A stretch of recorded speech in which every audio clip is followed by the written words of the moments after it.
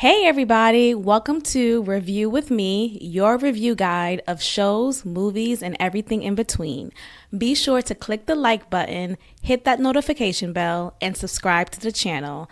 Now, let's get on with this review. Hey everybody, welcome back to another review with me. We are jam-packing this review, reviewing episodes 6 and 7 of Ready to Love. As you already see here, I have my screen shared. We're going to do the same setup as we did before, and that is showing different screenshots of both episodes for today's review. Let's jump right in, y'all. Again, I'm loving the season. I am loving this season. I'm loving these people, both men and women. They're just so good to look at. They're entertaining. They're real. They just look good, you know? So shout out to Detroit. So let's get into Ready to Love, season 11, episode 6. This is titled The Deep End. And with this episode, the women are in charge. The women hold the power. And it starts off with the cliffhanger that we had from last episode between Christina and Donna being the last two on the chopping block. And surprise, surprise, Christina was the one who was, in fact, eliminated. And everyone was shocked. Everyone was shocked. And I think it's primarily because Christina is such a beautiful woman just on paper. Well, physically, obviously, but like she has this beauty about her that it seems like she kind of gets what she wants, right? Or she is easily favored. And in this case, no. The answer is no. These niggas don't rock with her. And it's understandable. It is. I think with Christina, I think she lacked a genuine nature about her that made the men feel comfortable in knowing that, okay, she's with me because she actually cares about me, because she sees something special here. Instead, she was very heavy handed on her desire to want to be taken care of financially. And I think on one hand, it's fine to know what you want, right? To be very clear and direct about it. But I think there's a certain tact that is missing, and that was missing from her with the whole massage thing and texting three different guys at the same time to see who's gonna bite the bullet. It is it's tacky. It's just tacky. It just is what it is. You know, you could want and desire for a man to be a provider for you, to be the financial caretaker of it all. But when it's so early of the process and you are so headstrong on that, it's gonna leave a bad taste in these men's mouth. And that's exactly what happened here. So she was eliminated. Goodbye. So we continue with this episode. Donna's so happy. And we have these mini dates, okay? Vince and Nicole are actually together here on the date. And Nicole is sharing something with Vince, very personal. And it's about her fears of becoming a parent or stopping herself from becoming a parent because she's afraid that she's not going to be the best mom. She's afraid that she's not even going to be a good mom. And that's just a lot, right? I wondered what was her relationship like with her mother, because typically women who say that they don't have the strongest relationship with their mother, or maybe it was very challenging at one point and they have just repaired their relationship. But I could attest to that sentiment that Nicole was sharing, right? This whole idea of, what if I'm just like my mom? You know, what if the negative traits that my mom may have and have demonstrated in our relationship, what if that bleeds into how I mother? So that was a vulnerable and genuine moment there. This scene is hilarious. Let me just like skip around to that part so we can get a serious photo in the background. But nonetheless, it was beautiful to see how Vince reacted here. Um, he talked about how, because Vince is a father, and I think I know he has an adult child, but I do think he has younger kids as well. And anyway, he shares a story about how he's in the car with his kids in the back, and I guess they just got over maybe an argument or something challenging, and both the kid and the father said, this is our first time being in this type of relationship, right? This is my first time being a father, and this is your first time being a kid, and a kid of mine at that. So it was a beautiful moment. I felt like he received her well. He gave her grace and space to share her vulnerability. And I think it's very commendable for Nicole to have shared something like this, because I think it's so often, I think it's played out, right? I think it's played out when we live in this day and age and it's expected to just be cool. I'm cool. I'm cool, girl. Nothing phases me. I'm not bothered. But no, I am. I am. I'm having a hard time with this. And the reason why I've delayed motherhood is because of this reason.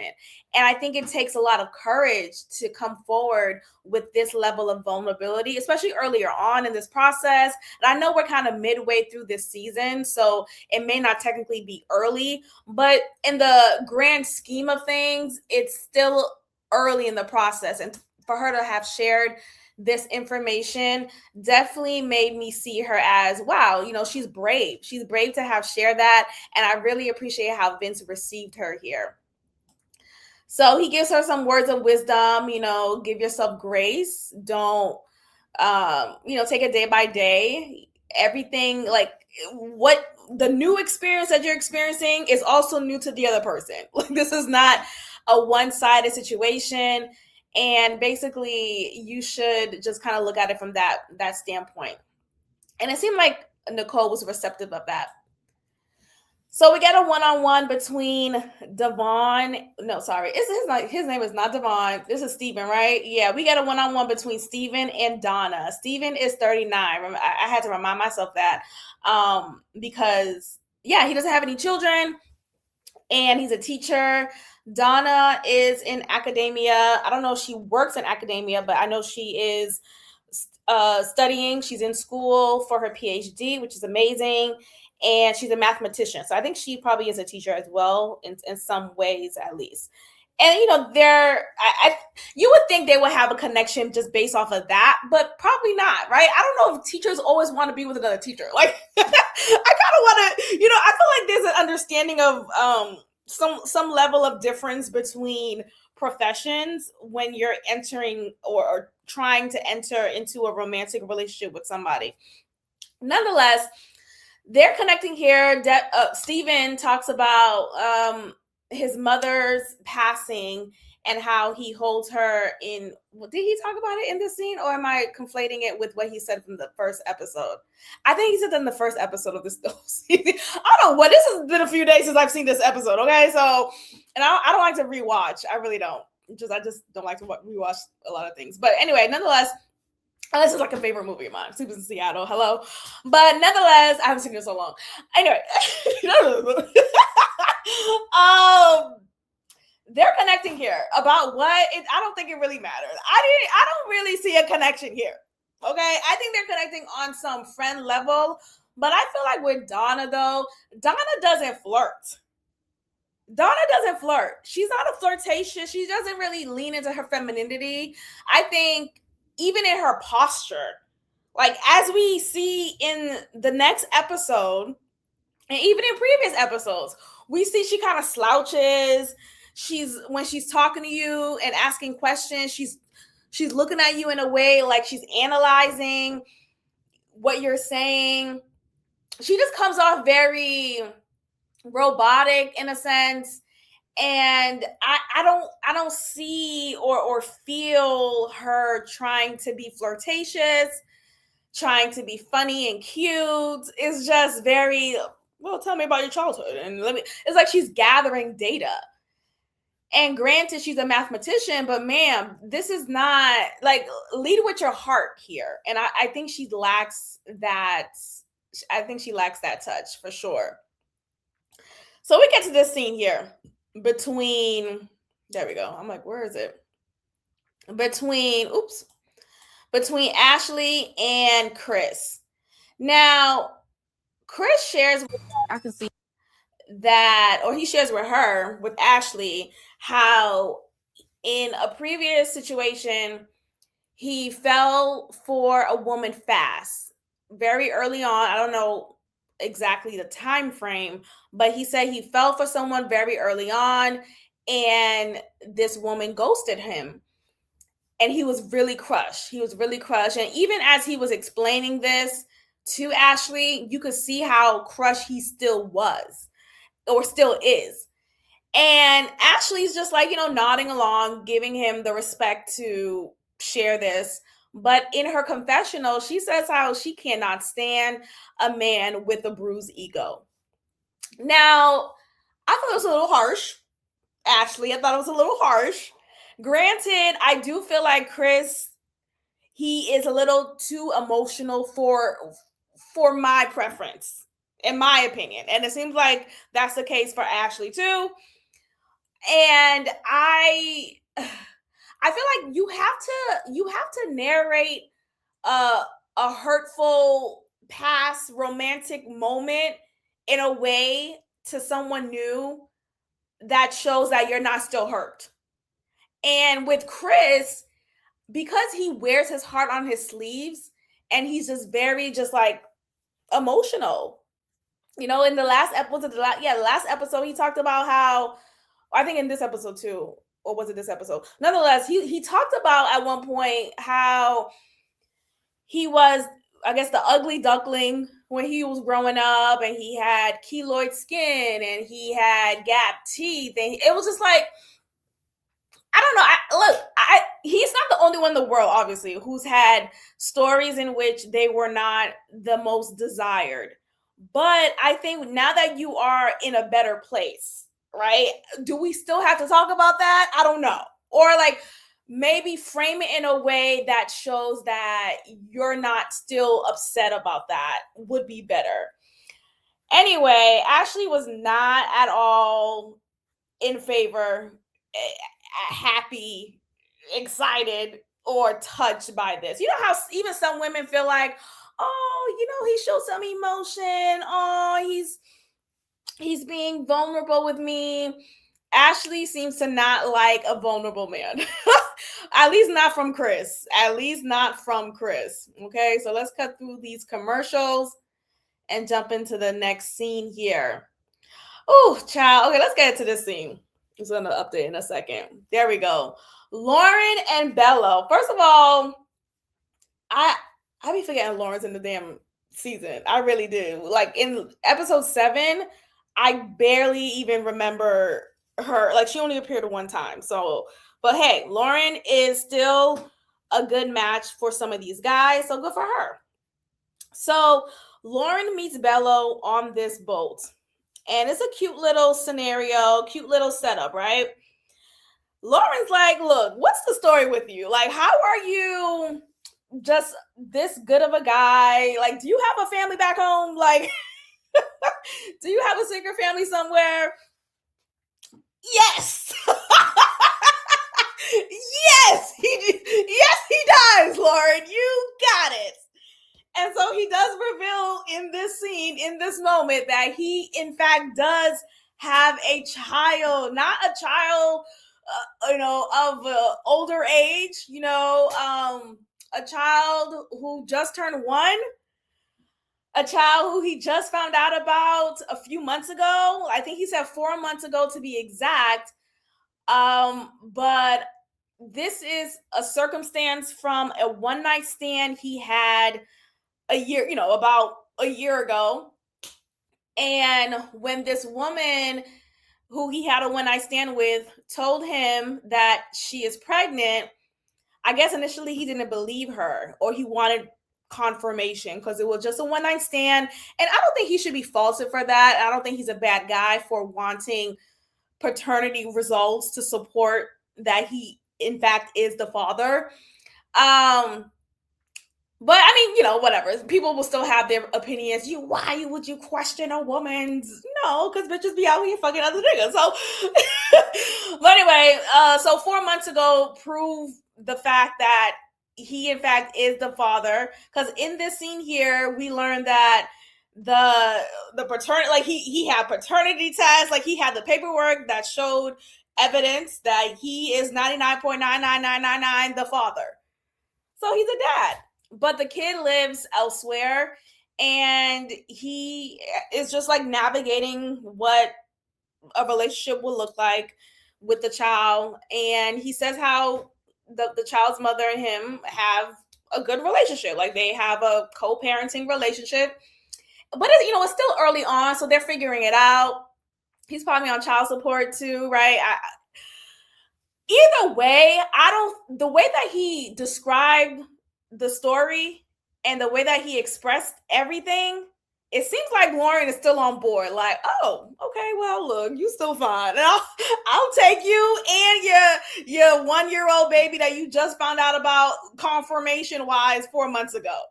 I'll still take it, because look, a lot of This is not. they don't they come a dime a dozen.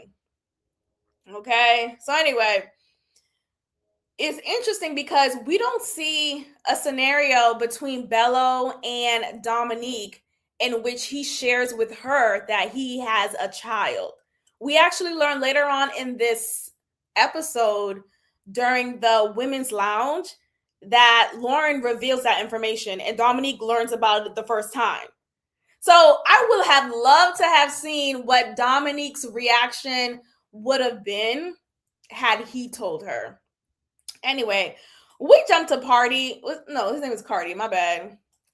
Cardi just, I can't take him seriously. I can't. And I think Dominique's just here for like, look, I gotta play this game.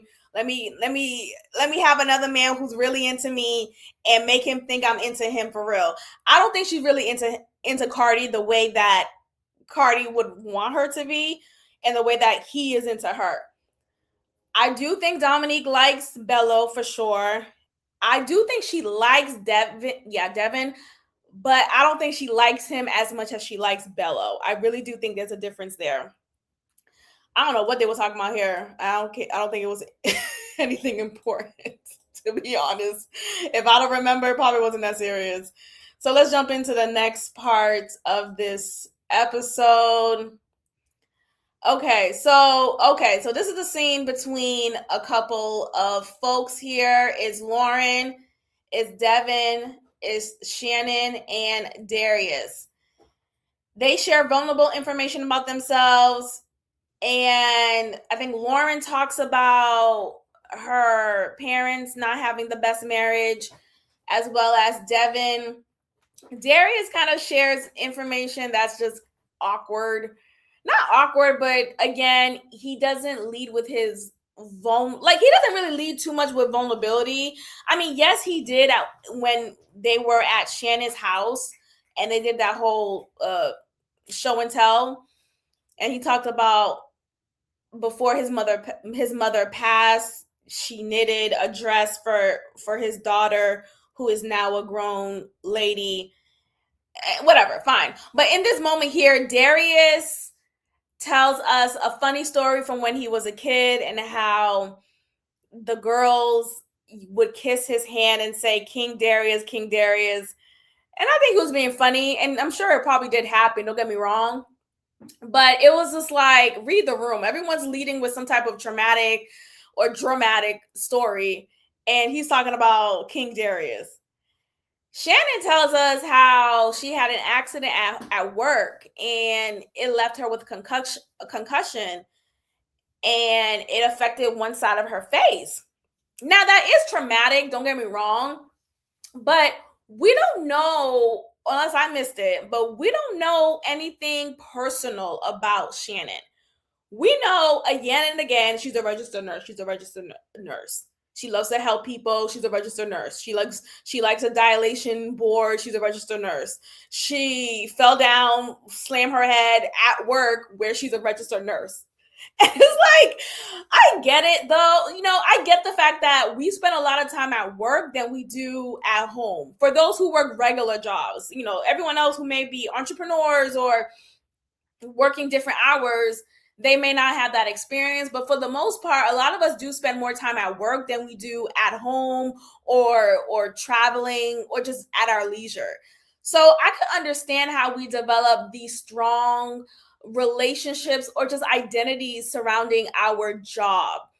But I really want us to challenge ourselves from drifting away from that, especially Black women. I think that seems to be a thing that Black women, or that I've noticed from Black women a lot, where we find our identity, our worth in our work, in our job.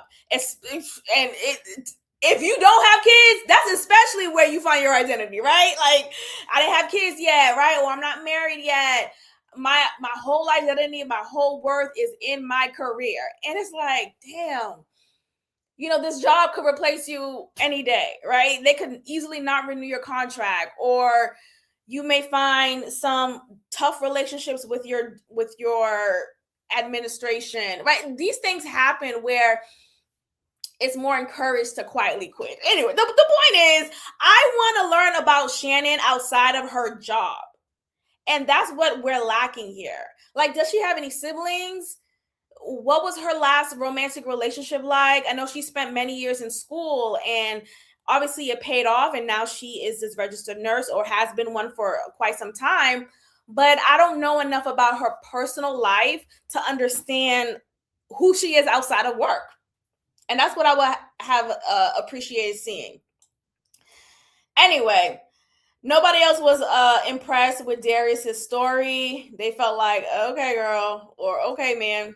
So we get to Nicole. Y'all know Nicole is in love with this man, Eddie. Ed, and Eddie.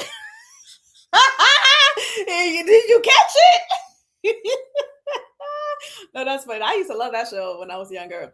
Anyway, Nicole is still in love with Ed and Eddie. And she is trying to get to know him in a deeper sense. She asked him, what, like, how, like, basically, like, what was the hardest thing you experienced? Like, how did you overcome any pain in your life? Ed doesn't really give us anything. He says how he has a high tolerance for pain. That doesn't answer my question. That's great that you know how to bounce back and you have a high tolerance for pain. Cool. Wear flex, but okay. But I do think he lacks the openness that she's desiring, especially in this moment. And she says here, she cannot be with the man who is not vulnerable and who does not open up and share with her. And despite her clocking in the moment, in this live time, how he lacks that vulnerability that she desires, she is still fantasizing about Ed and the history that they have from going to the same college. Though they did not have any personal relationship as far as anything romantic, but she always lusted after him. Maybe she fantasized over him. She had this limerence of a relationship with him. And I get that, right? I get that because I've been there. I will stay in my head because that's where the relationship between me and you finally developed, but it's not happening in real life. So I'm gonna make it happen in my head, right? That's the safe place. And I feel like that is what's happening with Nicole. And it's a hard pill to swallow when we learn later on in this episode that Ed is one of the ones in the chopping block, and he actually is, spoiler alert, is eliminated. But let's get to this scene here. And I'm trying to remind myself, what is the scene about? Oh, okay, that was just a little preview for the next episode or the upcoming episode. Okay, so we get this one-on-one between Bello and Ashley. Ashley is opening up to Bello, and she shares with him some personal feelings and struggles that she had with a family member who suffered from mental disorders, specifically schizophrenia and bipolar disorder. And she gets emotional. She really gets open. And it was a touching moment because you see how Bello was receptive here. He was emotionally supportive and present. But I think there's not a connection here either way. Like, I think Ashley and Darius have the strongest mutual connection. I think Dominique and Bello do have a strong connection, but I feel like Ashley and Darius, they seem to be leading the charge here, at least right now. We'll see if things change. Initially, I thought what's his name, Bello and Dominique were the strongest, but later on in episode 7, I'm seeing a little something different about Bello, and we're gonna get into that. So the women are at the lounge with Tommy. They go around discussing, and then they get to a point with Nicole, and Nicole talks about basically her infatuation with Ed. And two of the women had to say, but does he like you though? Like, is it happening in real life, in real time? And Tommy had to be the one to say, but does he like you the way you like him? Like, he had to give it to her straight. And I think Nicole is aware of that, right? I don't think she's a dummy. I don't. I think sometimes, and again, I see myself in her in some ways, because there's this comfort in sitting in this fantasy of your image of a person.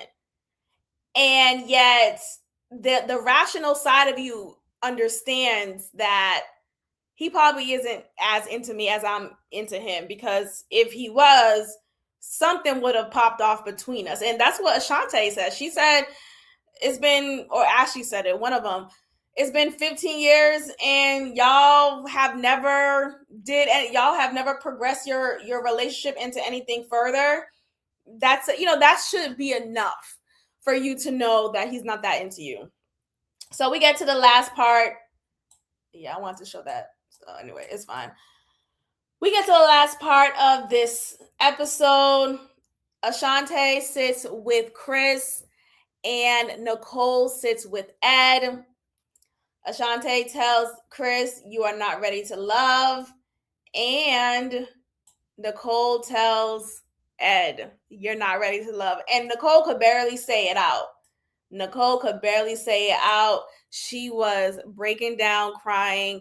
And I think a part of her was crying because it was a realization moment, a hard moment for her to let him go. And let this fantasy that she had of him go as well. So, Nicole, you are better off, because I don't think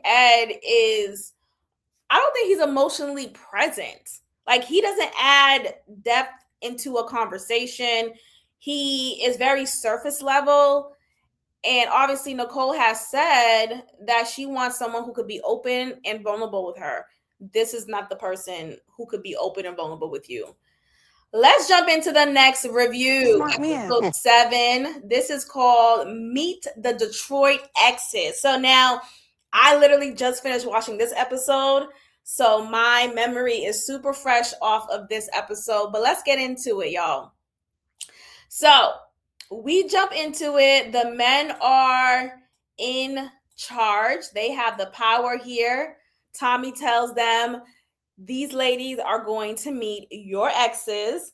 And what I do appreciate about this episode is all of the men delivered. You know how in the last season, a lot of the cast did not, well, it was mostly the women from what I can remember. Mostly the women did not have an ex available to be on the episode for this episode, right? And it was like, okay, what? Like, you're going to be on a show that's going to require you to have your ex come on the show. Not one of them was able to, like, come on. But every one of these men's exes came on. So I like that. But let's jump into this first scene. This first scene was crazy. First of all, I was shocked to see that this was Cardi's ex. And this is no shade to her. Sorry. No, seriously, it's no shade to her. I just, I think Cardi, I don't think he has a type. Maybe that's what it is. He doesn't really have a type. And maybe she looked different from when they dated. I mean, whatever. It's fine. It's fine. No big deal. The point is, I was shocked to see that she is his. She comes off like she is an auntie. That's what it is. I'm not really shooting on her physical appearance. She just comes across as if she's an auntie. She comes across as if she's his auntie, right? She comes across as if she is his work wife, or not even that, a work auntie. A work auntie, someone he used to work with and was in HR when he was in IT. And then they just kind of flirted here and there. But wait, what? This is your ex? So I really wanted to know how long ago they dated, how long was the relationship, what were they like? Well, what was Cardi like? Like they didn't ask her questions about Cardi. So that was interesting. But nonetheless, Cardi brings Dominique, Ashante, and Shannon to this date. Now, I was shocked with Shannon because I don't think I even remember Shannon and Cardi. I think they did maybe one time. But some of these dates some of these women that came on these ex dates, I was like, when did they talk? Like, when did Shannon ever talk to Cardi? Can someone let me know in the comments down below? Make sure you subscribe. Anyway, Shannon is here and we have Ashante. And I was kind of shocked with Ashante too. I don't remember Ashante and Cardi ever talking.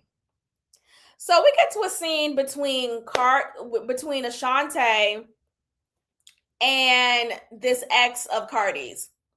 Ashante describes Cardi as her dog. This is my dog right here. This is my dog. And immediately Cardi's ex clocked it. Like, what are you talking about, dog? This ain't gonna work. Dog, that's not how you should be referencing this man right here. You're on a show where it's Ready to Love and you're describing him as if he's a homeboy. Ashante's trying to explain herself, saying, like, no, I mean, I don't feel the need to lead with sexual energy. That's not a big deal. They're kind of going back and forth. She's saying, the ex is saying how sexual chemistry is important. That is a big deal. Like, what are we talking? Like, are we not being for real here? Ultimately, this moment was a cringe moment because Cardi was where? He was mute. Cardi was mute. And he was even, the times when he spoke, he was saying, oh, come on, y'all, ball off the, whatever. He would use some football analogy. He was getting uncomfortable when, granted, it's an uncomfortable moment. I'm sure everyone felt uncomfortable, but he was taking more of the discomfort than recognizing how uncomfortable Ashante was feeling here. Check your ex. Okay, she was doing a little too much. Granted, I agree with her sentiment that you shouldn't be addressing this potential lover in your life as your dog. And you're not coming in with this energy of wanting to really desire him. So I could understand why you shouldn't say dog, right? But she was going a little too hard. And Cardi in this moment failed Ashante. Yes, I'm using heavy words. He failed her. He failed Ashante because, hello, when was he going to speak up and say, all right, let's move on from this? Ashante expresses herself differently, and that's cool. I still like her. Like, he didn't affirm her here. He didn't even speak up. He didn't speak up at all. So I agree with Ashante that she was disappointed with how Cardi did not handle the situation, or the way that he handled it wasn't well. It wasn't well at all. So we jump into this moment here between, whenever they change the scene, hold on. Anyway, this ex is obviously not in favor of Ashante, and she's saying how she is the third, the bottom of the list. Dominique is saying, Dominique, she comes in with this energy of like, it's me and you, boo. Like, she has this siren energy.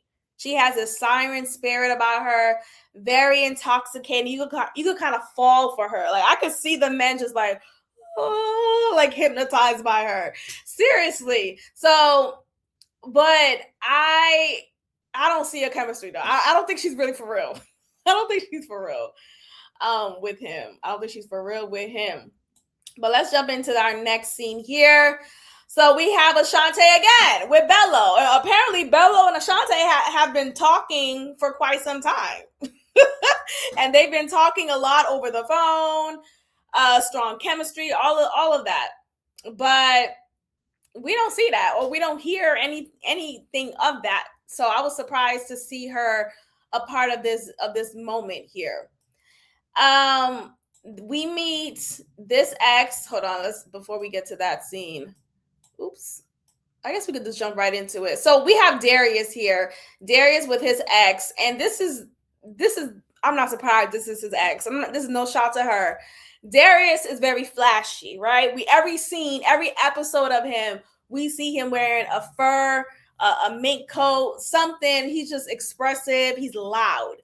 And this is the type of woman I would imagine him to have been with. And this is accurate. It's accurate. Her name is Ashley, and she's gonna meet Ashley, the who Darius had been vibing with really well. And I was actually surprised to see Nicole included in this moment. I really was surprised. I wonder if the producer set this up, because when did Nicole and Darius have a connection or really talk like that? Like what? Ashley, the ex of Darius, said when so after Ash, the other Ashley walked off, Ashley's talking to Nicole saying that Darius needs to be with a woman who's confident. And Nicole was like, look, fuck it. I'm gonna be me. I'm gonna be me. And she is very vulnerable yet again. But this moment I kind of cringed because I was like, damn, maybe she shouldn't have said that. Anyway, she says how I'm not confident all the time. I'm not. I'm not that girl. I'm not confident all the time. And let me see if I can even play a little bit of that, because that was a scene. I was like, wait, what? For her to say that, I feel like that took a lot of guts to say. But let me see if I can play it. I would not describe myself in that way. It's just when you walk in a room and like you can turn heads or you just feel that aura, like that's what he likes. Yeah. There we go. So that is how Ashley, Darius's ex, is describing how a woman should be when it comes to being with Darius, because Darius really appreciates and is flocked towards a woman who has this strong presence about herself, who has a strong aura about herself. And Nicole said, yeah, that's not me. I would not describe myself in that way. It's just, can I fit into your lifestyle? Like yeah. Are you gonna feel like I gotta leave her in a car? Oh, I didn't like her saying that. I didn't like her saying that because I felt like, why would you even position yourself in a way to say, oh, I'll just stay in the car? No, you better take me out, or take me to a place where you feel comfortable taking me out too. Okay? Let's do that. Not, I'll just stay in the car. No. I want you to be proud of who I am and how I am, and bring me wherever you go. You know, if we're already driving together, let's ride outside. You know, let's go outside together. So for her to even have said this as an option, I could say in a car. Let me hit that again. That woman. Mm-hmm. So when you walk in a room and like you can tell me now, I had a surprise. like that's what he likes. Yeah. I would not describe myself in that way. It's just, can I fit into your lifestyle? Like yeah. Are you gonna feel like I gotta leave her in a car? Or yeah. Are you gonna be happy to have me on your arm as I am right now? But I could appreciate her even saying that part though, because look, I'm not gonna front, I'm not gonna lie, I'm not gonna put on this facade and act like I'm the baddest in the room. I am not all the way there, and I may not ever be there. And that's okay. And if you could accept me as I am right now, then do so. I would appreciate that. And I like that. I do like that. It did make me cringe because wow, that is some bravery there. But honestly, this whole episode and the last episode, I feel like Nicole's like, look, fuck it. This is me. Yeah, I'm gonna cry. I'm gonna cry because I had to let my fantasy college boyfriend go. I'm gonna cry. And yeah, I'm gonna cry in this episode because I only want Devin talking to me. Yeah, I'm gonna cry. And I'm not the baddest in the room, and I'm gonna cry. Like, but I think Nicole's a beautiful woman, and I think this is what a lot of women, let me not say a lot, I don't know, but I'm 34, she's 35. I think I'm Nicole. I think I'm Nicole. And it's like, I don't understand these women who just say, I have no insecurities. I'm not emotional. I don't cry. And it's like, what? I'm crying right now. I'm crying right now. Yeah. My eyes are red right now. Like, I feel like this is just, I think this is real. And a lot of the other women, I just feel like a lot of women are conditioned to act like they don't care and they're not bothered. And yet Nicole is like, no, I am bothered. This is hard. I know I signed up for this process. I know this is a part of the game, right? And it's a part of the show, but this is not easy. And I'm letting it be known. And I think sometimes we weaponize insecurity and it's just not right. Like this feeling is a human experience. Like her feeling these feelings are human experiences. And I just think more women are Nicole than they aren't. And the women who act like they're not Nicole, not all of them, but oftentimes some of them, at least some of them, are pretending. So anyway, I see myself in Nicole. So I see you, Nicole. I see you, Nicole. I had a surprise for you. Anyway, we get to this scene here. And and you know it's real because he doesn't come across like he has fugazi stuff. I feel like they're like hip hop, flashy. They look good together. Who knows if they will actually mesh together long term, but they look good together. They match each other's fly. He pulls out this fox. He pulls out a live. The head is still on it. Like, God, at least just give me the tail. Give me just the tail. No, he pulls out this dead animal and gives it to Ashley. And Ashley immediately wraps it around her neck. Girl, I'm about to throw this computer. What? I will be freaked out, but that's me though. Apparently, so they pulled a previous scene back in the first episode when they first started talking, how she likes his fur, and I guess she shared her desire and wanting to have a fur like that too. So for him to have remembered, and I know she said that they talk on the phone a lot, so maybe she brought it up again. Nonetheless, he thought about her and made this nice gesture and act to get her this live dead animal. Okay. And they finally kissed. And he didn't curve her this time. And she was really impressed because look, yeah, you gave me this gift in front of your ex. I don't know why she said in front of his ex though, because it was in this corner. But nonetheless, it was still at the same time. So maybe that's why she counted it like that.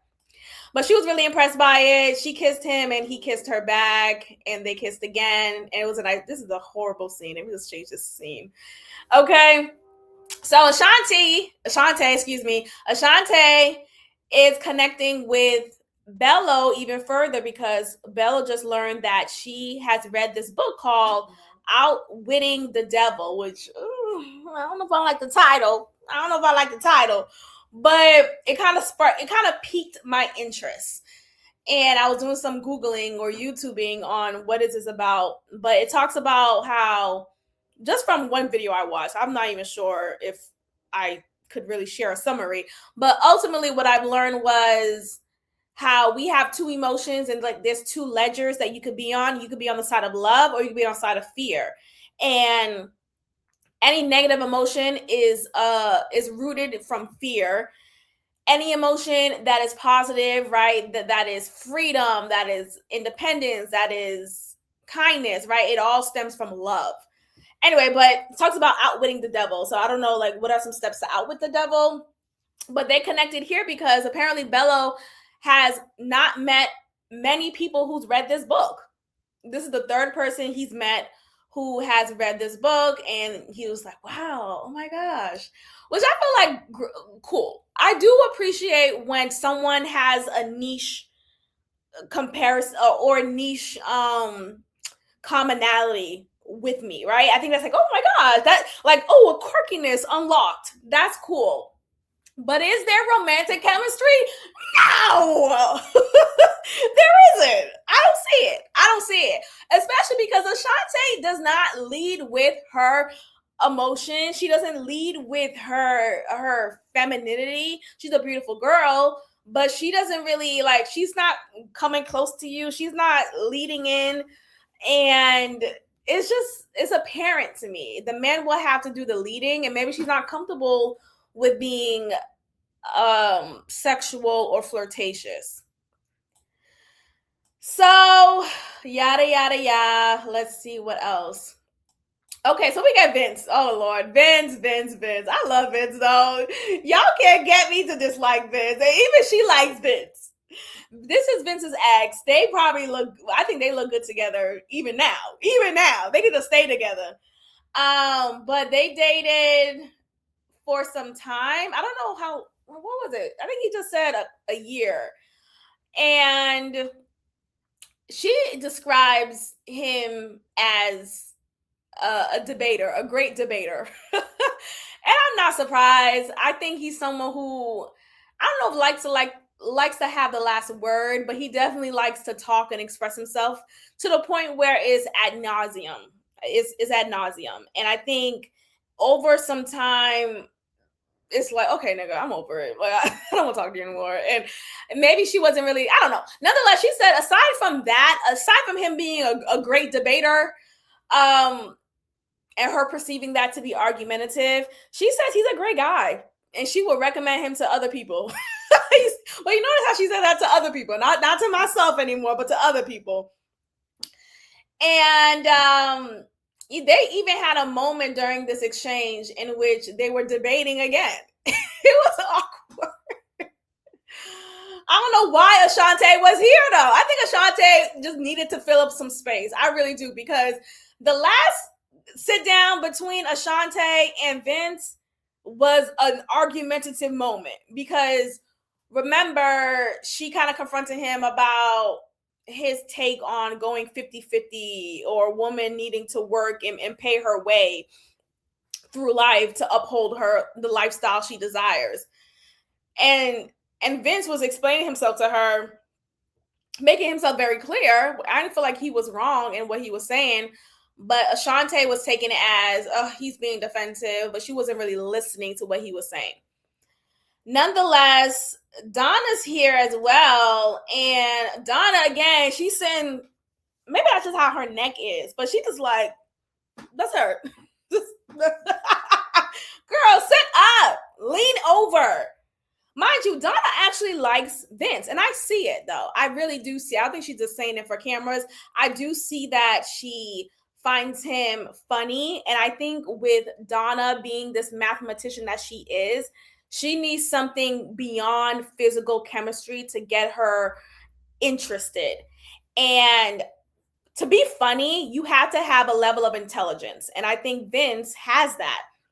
And she's attracted to that. And that's evident, in my opinion. But again, I wish she had some more je ne sais quoi. You know what I'm saying? Nicole here didn't really stand out, and I can't remember what took place. I know I just watched this episode, but it probably wasn't anything really. But let's talk about this scene between Nicole and, oh, hold on, we're not even there yet. Okay, so we have Steven brings in Donna again. Donna I don't see it between Steven and Donna, but again, I think they just need to fill up the space. Lauren, I totally forgot she was on this damn show. She walked in. I'm like, oh yeah, Lauren is here. And Ashante. I think this scene wasn't really anything, but let's get into this scene. Let's get into this scene right here. So Dominique shows up as one of Devin's interests, and of course Nicole. Nicole is into Devon, or Devin. But here's the thing with Nicole.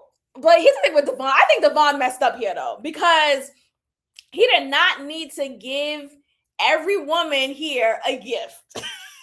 Not at the same at the same date. Like, that was awkward. Nicole really thought he was just giving her a gift. But soon after, she learns, no, he's given every one of these women a gift. So she feels second fiddle. She doesn't feel special, and she's immediately on defense. She's on a guard. Her guard is up. And there's a part here during this sit down where when she expresses that she's not happy that he's talking to other women. She's not. And I don't care. I don't like it. And again, Nicole is checked. I think Nicole's checked out. I think Nicole's like, look, you're going to eliminate me knowing that I said everything I needed to say. I don't like it. What would you say is his worst quality? Is not what we're talking about. It's great. We talk every day. So, yeah, that was really sweet. Everybody knows I've been saying, like, this has been my top connection this whole time. And there are times where I'm like, do you even like me? That's the part here. And this is where I do think her insecurity is showing. Because you should feel secure enough in, like, okay, he likes me. Why wouldn't he like me, right? And I get it. Nicole, I'm you, and you are me. We see each other. So I'm saying it from a space of, I see you. I get it. I'm there. I'm here with you. And you have to constantly navigate those feelings and combat those feelings. It's a lot of intrusive thoughts that come into mind. And what you have to do is actively tell them no. Actively tell these thoughts no. That becomes intrusive and that becomes negative. These things are real. So I do hope she has gotten better with that. I think in this moment, though, she should have bit her words. I do think she should have just left it at, Devin has been my top choice. I was drawn to him from the beginning, and I still am.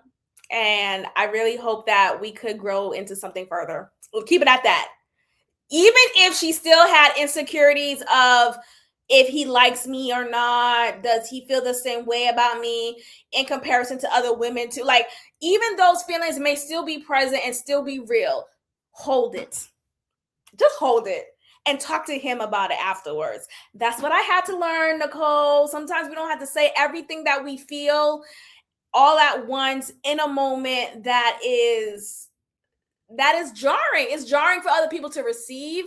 And even to some friends, like, I feel like even it's more about me than it is about her, huh? No, but sometimes we get caught up in our intrusive thoughts, and we go on these venting sessions with our friends, and our friends are hearing those thoughts, and they're, comforting us and yada yada yada. But sometimes we have to just keep things between you and your person, you and your partner, and let that partner of yours fill you where you need to be filled.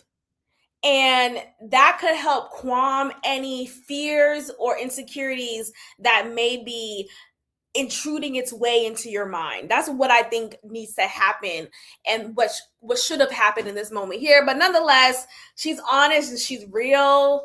And again, I do think there are more women like Nicole than there aren't. I really do. I think she's just being honest. Okay, yeah. I wonder if he likes me back, because I don't hear from him. And I do think that is the case. I do think he likes her, but not as much as he likes Dominique. And I think Devin is very, I think he's laid back. I think he's a chill guy. But she said herself that Nicole said she wants someone who doesn't play about her. And she doesn't like it when he talks to other women. Okay, girl, exactly. I get it. But you have to find resolution within self, because you signed up for this process. And even in real life, right? You may find yourself in situations when you're not the only one in a relationship with this person. You still have to find some moments. You still have to find the security within yourself to know that you and this person are secure. And this is a grown folk conversation. But if you know, you know. Anyway, let's just jump right to the last part here. The fellas come in, they talk about their ex dates, and Cardi brings up the whole situation, how he saw a different side of Ashante. What different side? Ashante was not talking out of her neck. She didn't use foul language. She was just kind of standing her ground as far as she doesn't lead with sexual innuendos or energy, because she believes in friendship first. Now, I do feel like Ashante needs to work on her femininity in the sense of knowing how to be flirtatious, and even just like a little sprinkle of sexuality there. Like, come on. It's a little bit. But anyway, I didn't like how Cardi was talking about her in the lounge, as if she was just popping out her neck. Like, come on, dog. Anyway, we get to the final date here. It's between Ashante and Nicole, and the decision was made for Ashante to stay. She is still ready to love. But in this scene here, Bello was the one giving her the message. Okay, let me just jump into this part here. Well, anyway.